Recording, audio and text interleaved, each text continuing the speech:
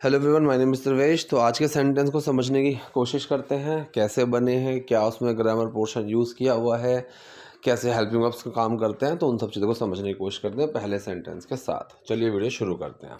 चलो, पहला सेंटेंस इसने कहा कि ये बहुत कमाल का है मैम, जिसमें एक मात्रा is missing, I know that, but फिर भी ये बहुत कमाल का है मैम। स्टेट ऑफ बीइंग का सेंटेंस है, ठीक है। स्टेट ऑफ बीइंग समझना बहुत ज़रूरी है। ये जितना देखने में सुनने में it sounds very easy, but actually it is not. There are many subtleties, complexities. तो उस चीज़ को समझना ज़रूरी है, and these things are very important. B का एक पूरा टॉपिक होता है हमारी क्लास में, तो उस बी के टॉपिक में हम इसको बहुत अच्छे से समझते हैं, ठीक है। इसमें being, been, is am are, having been, बहुत सारी चीज़ें आती हैं। तो ये बहुत कमाल का है, दिस इज़ अमेजिंग, इसमें तो कुछ प्रॉब्लम है ही नहीं, correct. This is amazing mom. मैंने इतना नीला पानी कभी नहीं देखा है, ठीक है। अब यहाँ पर देखने से समझ में आ रहा है कि सेंटेंस प्रेजेंट परफेक्ट है। मैंने इतना नीला पानी कभी नहीं देखा है, तो सब्जेक्ट आएगा, हेल्पिंग वर्ब आएगा, और नॉट लगाने की ज़रूरत नहीं है, नेवर लगा देंगे और साथ में थर्ड फॉर्म लगा देंगे। So I have never seen, subject आ गया आई, हेल्पिंग वर्ब आ गया आई के साथ हैव, साथ में आ गया नेवर और एक्शन की थर्ड फॉर्म आ गई seen. I have never seen, मैंने कभी नहीं देखा है। क्या नहीं देखा है? I have never seen water this blue. अब यहाँ पर such a blue water, such blue water कुछ लगाने की जरूरत नहीं है। यहाँ पर हम टर्म यूज करते हैं दिस, ठीक है। जैसे आई have never seen a person this stupid, मैंने इतना बेवकूफ़ इंसान कहीं नहीं देखा है। सो स्टूपिड भी लगा सकते हैं। मैं यहाँ पर दिस की जगह सो ब्लू लगाऊं, आई have never seen water so blue, ये सेंटेंस बिल्कुल सही है, ठीक है। इतना, उतना, जितना, इन ये एक टॉपिक है जिसको हम एक्टिव पैसिव के बाद समझते हैं, तो उसका ही ये एक पार्ट है। And this is also one of the most important things. Spoken English के पर्पज से you must learn this topic of इतना जितना, ये चीज़ें बहुत इंपॉर्टेंट है। तो फिलहाल देखो सेंटेंस कैसे बना, आई have never seen water this blue या फिर सो ब्लू। दोनों सेंटेंसेस बिल्कुल सही है, दोनों सेंटेंसेस चल जाएंगे, ठीक है। नेक्स्ट पॉइंट, इसने कहा कि बेहतर होगा तुम आकर फिर से बैठ जाओ। अब ये एक मॉडल का टॉपिक है। मॉडल, ये चीज हमने मॉडल में पढ़ी थी। यहां पर जो ये एपोस्ट्रोफी डी बेटर लिखा हुआ है, मैक्सिमम लोगों को लगता है कि ये वुड है। यू वुड बेटर कम, ठीक है। You would better go, you would better do this, I would better carry an umbrella. लेकिन ये वुड नहीं होता है, ये हैड होता है। I know it may sound very strange to some of the people, लेकिन ये सेंटेंस बिल्कुल सही है। यहां पर हम हैड का ही यूज करते हैं, ना कि वुड का, ठीक है। जैसे मैं कहूँ, ये हम कब यूज़ करते हैं? ये हम तब करते हैं जब हम एक ऐसा सेंस लगाते हैं कि भाई अच्छा होगा तुम ये कर लो। तो बेसिकली मॉडल को मैंने कुछ सेगमेंट्स में डिवाइड किया हुआ है। वहाँ पर एक सेगमेंट आता है एडवाइस का, जहाँ पर हम किसी को कोई एडवाइस देते हैं कि तुम ये कर लो, तुम वो कर लो, तुम यहाँ चले जाओ, तुम वहाँ चले जाओ, अच्छा होगा। सेंटेंस को शुरू करते हैं अच्छा होगा। तो जैसे मैंने बाहर देखा और आज थोड़ा क्लाउडी वेदर है, और मैं मन मन में कह रहा हूँ कि यार अच्छा होगा कि मैं आज एक छाता लेकर चला जाऊं अपने साथ, तो वो अच्छा होगा कि सेंस में जाएंगे, ठीक है। एक सेकंड, सॉरी। तो हाँ, तो जैसे मैंने कहा कि अच्छा होगा कि मैं एक छाता कैरी कर लूँ, तो I'd better carry an umbrella today, तो ये आई वुड नहीं है, ये आई हैड होता है, ठीक है। और इसको ही हम एपोस्ट्रोफी डी करके लिखते हैं। तो यहाँ पर भी जो सेंटेंस है कि अच्छा होगा तुम ये कर लो, तो यू वुड बेटर। अब इस जो बोलते हैं ड की आवाज है, तो यू वुड बेटर, लेकिन ये वुड नहीं है, यू वुड नहीं है, ये यू हैड ही होता है। तो you would better come and sit down again. साथ में कौन सी फॉर्म लगानी है? फर्स्ट फॉर्म लगानी है, थर्ड फॉर्म नहीं लगानी है। कई बार आप देखोगे मूवीज में कहीं पर भी इस हैड को बाहर निकाल कर भी रखा जाता है, बाहर निकाल कर भी बोलते हैं you had better do this, तो you had better do this. तो यहाँ पर जो एक सेगमेंट है, ये हम कोई सलाह दे रहे हैं वो वाला होता है। तो सलाह देने में हम मस्ट का यूज भी करते हैं, शुड का यूज भी करते हैं, यूड बेटर का यूज भी करते हैं, हैड बेटर का यूज करते हैं, मतलब। तो ये चीज़ें बहुत ही ज़्यादा इंपॉर्टेंट हैं to understand, and these small technicalities are really important to speak confidently. When you know the difference between all among all these things, and then it becomes very easy for you to speak confidently. तो sentence बना you would better come and sit down again, तो अच्छा होगा तुम वापस आओ और नीचे बैठ जाओ, ठीक। अब यहाँ पर लेडी ने इससे पूछा सी सिक, बेसिकली इन्होंने वर्ड बोला सी सिक। अब कई बार आप देखोगे सी सिक, होम सिक, ये सिक, वो सिक, किसी नाउन के साथ सिक लगा देते हैं। इसका मतलब है कि उस चीज़ से परेशानी होना, उस चीज़ से तबीयत ख़राब होना। कुछ लोग होते हैं जो सी सिक होते हैं, मतलब कि जो समुद्र में जाते हैं तो उनका जी खराब होता है, right. They feel nausea, nausea मतलब घबराहट, बेचैनी, जी मचलाना, काइंड ऑफ वो थिंग, ठीक है। तो इसने वही सेंस पूछा, सी सिक समुद्री बीमारी। लेडी ने बोला नहीं, लेकिन मुझे पानी ज़्यादा पसंद नहीं है। No but I don't like water very much, मैं ज़्यादा पानी को पसंद नहीं करती हूँ, मुझे पानी ज़्यादा पसंद नहीं है। सेंटेंस प्रेजेंट इंडेफिनिट का ही बना, so I don't like water very much, बन गया सेंटेंस। चलिए आगे बढ़ते हैं। तुम जानती हो ना कि हम एक द्वीप पर जा रहे हैं। अब यहाँ पर एक बहुत ही सही टर्म है सीखने के लिए, अभी क्लास में बच्चे ने भी पूछा था, ठीक है। कुछ लोगों को जिनका अभी बेसिक की प्रॉब्लम चल रही है ना, मैं फिर से बता रहा हूँ, मॉर्निंग में भी टाइम है, शाम को भी टाइम है, स्पोकन के लिए भी टाइम है। We do have many options, so according to your options आप कोई भी क्लास ज्वाइन कर सकते हो। There are many other ways by which you can actually learn and grow. तो फिलहाल सेंटेंस क्या बना, तुम जानते हो ना, यू नो, हम एक द्वीप पर जा रहे हैं, we are going to an Iceland, don't you. अब यहाँ पर कंफ्यूजन ये आ सकती है कि डोंट यू क्यों आया, आंट यू आना चाहिए था, क्योंकि हेल्पिंग वर्ब तो यहाँ पर आर लग रही है। लेकिन नहीं, जो सेंटेंस शुरू हुआ है यू नो, यहाँ पर डू छुपी हुई है, ये प्रेजेंट इंडेफिनिट सेंटेंस है। तुम जानती हो ना, ठीक है, ना कहाँ लगा, जानती हो ना इस वाले सेंटेंस में लगा, ठीक है। तो इसलिए डोंट यू लास्ट में। अगर मान लो मैं इस सेंटेंस को ऐसे बोलूं कि you know don't you we are going to an Iceland, अभी सेंस समझ में आया होगा आप लोगों को, राइट। लेकिन इन्होंने क्या करा, डोंट यू लास्ट में लगाया, एक्चुअल में लास्ट में ही लगाना चाहिए, करेक्ट। तो सेंटेंस क्या बना, तुम जानते हो ना कि हम एक द्वीप पर जा रहे हैं, यू नो, तुम जानती हो हम एक द्वीप पर जा रहे हैं, we are going to an Iceland, don't you, ठीक है। क्या तुम नहीं जानती, उस वाले सेंस में, करेक्ट। तो इसको अगर सेंटेंस मान लो नेगेटिव हो ऑलरेडी, तो फिर नॉट नहीं लगता है, फिर जो हेल्पिंग वर्ब है वो नॉर्मल आती है। जैसे तुम आज स्कूल नहीं जाओगे ना, तो you will not go to the school today, will you, तो लास्ट में क्या लगाया मैंने, विल यू, ना कि वॉन्ट यू। और अगर सेंटेंस पॉजिटिव है कि you will go to the school, won't you, इस तरीके से। तो ये चीज़ समझना भी बहुत इंपॉर्टेंट है। चलिए, इसने बोला कि हाँ, ये यात्रा मेरे सौतेले माता पिता की ओर से एक उपहार है, मैं इसे अफोर्ड नहीं कर पाती, करेक्ट। अब सेंटेंस क्या बना, ये यात्रा मेरे सौतेले माता, इस बेसिकली इंग्लिश टू हिंदी आई है, तो जैसे इन्होंने बोला पहले वो देखते हैं। This trip is a present from my step parents, इसमें तो कोई प्रॉब्लम है ही नहीं। अगेन स्टेट ऑफ बीइंग का सेंटेंस हुआ, किसकी बात कर रहे हैं, फिर हेल्पिंग वर्ब, फिर वो चीज़ क्या है, कहाँ है, वो लगा देते हैं। तो किसकी बात कर रहे हैं, दिस ट्रिप, ये ट्रिप है, फिर हेल्पिंग वर्ब आया इज। अब ये ट्रिप क्या है, एक प्रेजेंट है, एक तोहफा है। सो this trip is a parent, किसकी तरफ से, जब भी किसी की तरफ से का सेंस आता है तो प्रेपोजिशन हमेशा हम फ्रॉम लगाते हैं।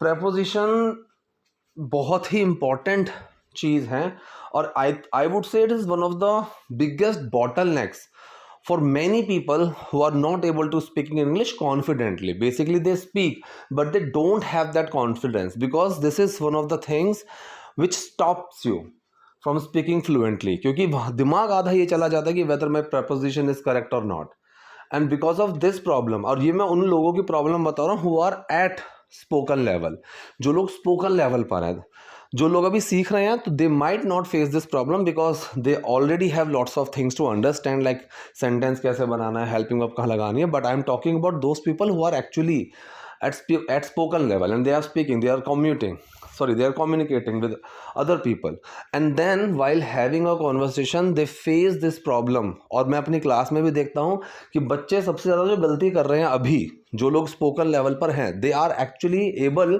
to use some good vocabularies, structures, they are speaking very well, they are getting fluency, they are becoming more confident, but the only thing which undermines their confidence is preposition। और अभी इस चीज़ का भी मैंने एक solution निकाला है, although I am giving some separate classes on prepositions as well in those batches, और उसी के साथ साथ whenever I am coming up with some new vocabularies and new structures, I always be more focused on preposition part, कि इस चीज़ पर हम थोड़ा ज़्यादा फोकस्ड रहें, so that you can understand कि which preposition should we use with this particular word, and it gives us more confidence when we are using that thing, तो my sentence is correct or not। ठीक है, तो preposition का बहुत ध्यान रखो। देखने में छोटी चीज़ें लगती हैं बट एक्चुअली बहुत बड़ी बोटलनेक बन जाती है। हाँ जी, so this trip is a present from my step parents. मैं तो इसे अफोर्ड भी नहीं कर पाती। अब यहाँ पर इसने बोला कि आई कुडंट अफोर्ड इट। अगर मैं हिंदी में बोलूँ अगर ऐसे कि भाई मैं तो इस ट्रिप को अफोर्ड भी नहीं कर सकता, ठीक है, तो हिंदी में ऐसा लगता है कि मैं तो इस ट्रिप को अफोर्ड भी नहीं कर सकता हूँ, तो कहने लगा था I can't afford this trip. लेकिन अब ये ट्रिप इनकी शुरू हो गई है, सब कुछ बुक हो गया है, अफोर्ड हो गई है, तो वो चीज़ पास्ट में जा चुकी है। रीज़न बीइंग यहाँ पर कैन की जगह कुड का यूज़ किया गया है। ठीक है, सो this trip is the present from my step parents, जो मेरे सौतेले माता पिता हैं। आई कुडंट अफोर्ड इट, मैं तो इसको अफोर्ड कर भी नहीं पाती। इसने बोला कि वो वाह ये हरे समुद्री कछुए जैसे लगते हैं।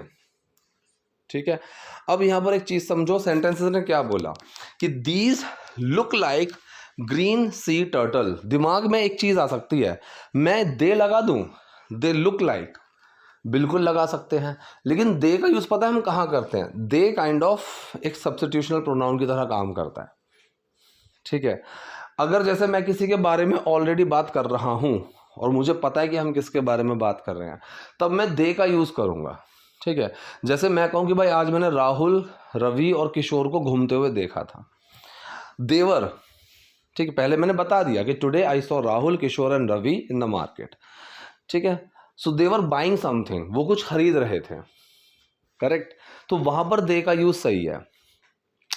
लेकिन जब किसी चीज को मैं पहली बार देख रहा हूं, तो यहां पर इसने दीज इसीलिए बोला कि दीज लुक लाइक, कि ये देखो ये ऐसे लगते हैं।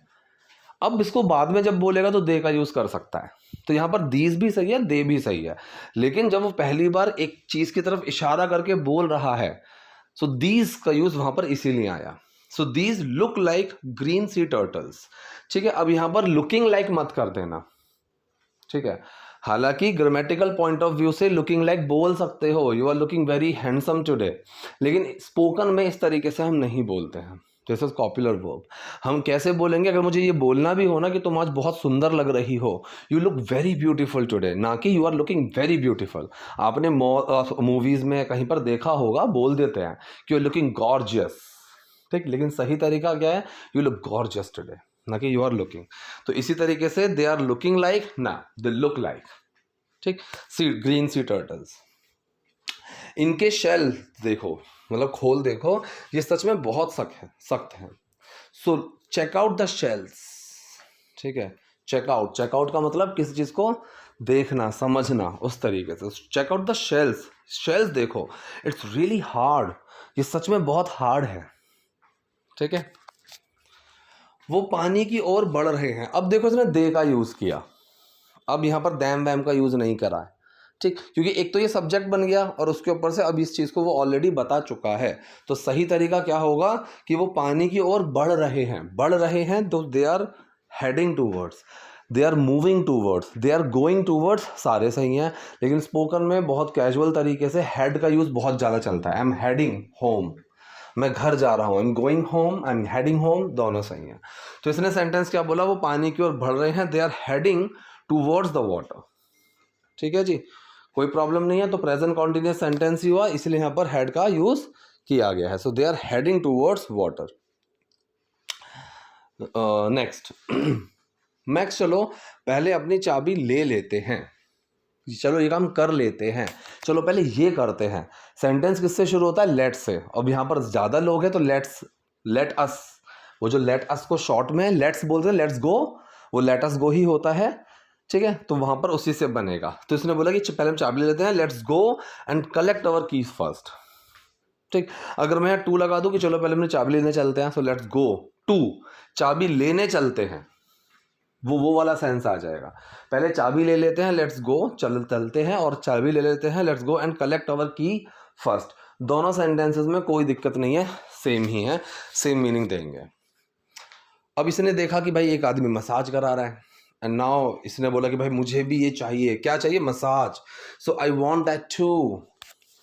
ठीक है, तो इसमें भी कोई प्रॉब्लम नहीं है। अगर मैं यहाँ टू की जगह ऑल्सो लगा दूं तो ऑल्सो कहाँ लगेगा? वॉन्ट से पहले। है तो प्रेजेंट इंडेफिनिट सेंटेंस ही, सेंटेंस तब बन जाएगा आई ऑल्सो वॉन्ट दैट, मुझे भी चाहिए भाई ये। तो दोनों सेंटेंस बिल्कुल सेम है। अगर मैं इसमें एज वेल लगा दूं I want that as well, ये भी सही है। अगर मैं सेंटेंस के शुरू में इवन लगा दूं, इवन आई वॉन्ट दैट, ये भी सही है, लेकिन हल्का सा एक फ़र्क आ जाएगा, मुझे भी, वो वाला सेंस आ जाएगा। तो सारे सही हैं, लेकिन ईदर नहीं लगा सकते।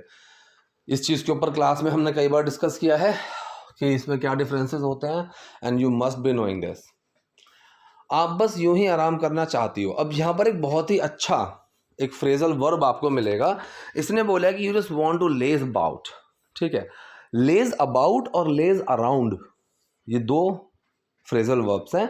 लेज अबाउट ब्रिटिश इंग्लिश में चलता है और लेज अराउंड अमेरिकन इंग्लिश में चलता है, ठीक है जी। दोनों का मीनिंग सेम ही है, पड़े रहना, कुछ ना करना, आलस करना।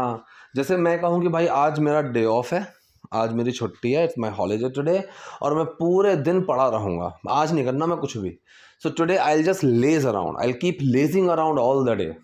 व्हेन आई एम ऑफ, जब मैं ऑफ पर होता हूँ, I keep lazing around all the day, मैं पूरा दिन बस पड़ा रहता हूँ, कुछ नहीं करता। तो यहाँ पर लेज अराउंड और लेज अबाउट दोनों ही सेम है। ये चीज़ हमने एडवांस में हमने जो अभी क्लासेस है उसमें सीखी हुई है ना। तो इसने यही प्रेजेंट टेंस में बोला कि you just want to laze about. The just का यूज मतलब बस के सेंस में, या मैं बस ये चाहता हूँ, आई जस्ट वांट, राइट। तो तुम बस ये चाहते हो, you just want to laze about, और अराउंड लगाओगे तो भी ठीक है। हम बिल्कुल समुद्र तट पर हैं और हमारे पास अपना खुद का स्विमिंग पूल है। तो अभी इन्होंने घर के अंदर आकर देखा, जो इनको एलोकेट हुआ था रूम, उसमें इन्होंने अंदर आकर देखा कि वहाँ पर एक स्विमिंग पूल भी है। तो उसको देखकर ये बोल रहे हैं कि हम बिल्कुल समुद्र तट पर हैं और हमारे पास खुद का स्विमिंग पूल है, right. So we are right on the beach. On the beach, at the beach, दोनों चलेंगे। एट द बीच तब लगाना है जब आप वहाँ पर कोई एक्टिविटी के सेंस में बता रहे हो। So I was at the beach and running there, या फिर I was running at the beach, तो एट द बीच सही है। लेकिन ये एक सरफेस की बात कर रहा है तो ऑन द बीच आ जाएगा। We are on the beach, तो दोनों तरीके से सही है। इस प्रेपोजिशन को भी समझ लेना। So we are on the beach, अगर वो बीच पर जाकर बैठा हुआ है, लेटा हुआ है, पानी में कुछ मजे कर रहे हैं, तो वो एट बन जाएगा। लेकिन फिलहाल ये एक सरफेस की बात कर रहा है वो। So we are right on the beach. Right का मतलब बिल्कुल वाले सेंस में, कि हम बिल्कुल समुद्र तट पर हैं। We are right on the beach and we have got our own pool. यहाँ पर गॉट अगर हटा दोगे, we have our own pool, ये भी सही है। अगर मैं यहाँ पर हैविंग लगा दूं, we are having our own pool, तो ये भी सही है। पोजेशन के सेंटेंसेस इन तीन तरीके से बन सकते हैं। वी हैव गॉट लगाओगे तो भी सही है। We have got our own pool. Get का यूज ना ब्रिटिश इंग्लिश में बहुत ज़्यादा होता है, तो ये ब्रिटिश इंग्लिश में ही ज़्यादा बना हुआ है। So we have got our own pool. एक तो आधी कन्फ्यूजन, कई बहुत सारी चीज़ें इसलिए भी हो जाती हैं कि कुछ चीज़ें ब्रिटिश इंग्लिश में है, कुछ चीज़ें अमेरिकन इंग्लिश में है, और दोनों ही चीज़ें हमें कन्फ्यूज़ करती हैं, राइट। चलिए आगे बढ़ते हैं। काश पापा ये देख पाते। I wish dad could see this. ये कौन सा सेंटेंस हुआ? Type 2 conditional sentence. प्रेजेंट में बात चल रही है लेकिन हाइपोथेटिकल है। वो अगर वो कर पाते, प्रेजेंट में कर पाते, काश मैं तुम्हारी मदद कर पाता, I wish I could help you, इस तरीके से। सो काश डैड देख पाते, I wish dad could see this. और ये सेंटेंस अब पूरा हुआ, हाँ उन्हें यहाँ अच्छा लगता, ये सेकंड क्लॉज आ गया। कंडीशनल सेंटेंस तो बहुत ज़्यादा इंपॉर्टेंट टॉपिक है स्पोकन पर्पस के लिए, मिलेगा ही मिलेगा। If you don't understand conditional sentences, you will find lots of problems when you are speaking. ये भी एक conditional sentence है जो मैंने अभी बोला, ठीक है। So उन्हें यहाँ अच्छा लगता, he would like it here, he would like it here, ठीक है। इसमें तो कोई प्रॉब्लम नहीं है। तो पहले क्लॉज को कुड में बनाया, दूसरे क्लॉज को वुड में बनाया। पहले क्लॉज में जो कुड लगाया ना, वो कैन की सेकंड फॉर्म के सेंस में लगाए, ठीक है। चलिए, क्या मैं समुद्र में तैरने जा सकता हूँ? Can I go in the सी, ठीक है। क्या कैन आई गो स्विम, अच्छा सॉरी, यहाँ पर टू लगाने की जरूरत नहीं है। अगर फॉर लगाओगे तो स्विमिंग भी लगा सकते हो, और फॉर नहीं भी लगाओगे तो भी सही है, ठीक है। I am going swimming, I will go swimming. अगर एक्शन, कोई एक्शन कर रहे हो तो आपको वहाँ टू फॉर कुछ लगाने की जरूरत नहीं है, ठीक है। तो आप वहाँ सिंपली भी लगा सकते हो। तो कैन आई गो स्विमिंग, या फिर sorry can I go swim in the sea, क्या मैं समुद्र में तैरने जा सकता हूँ, ठीक।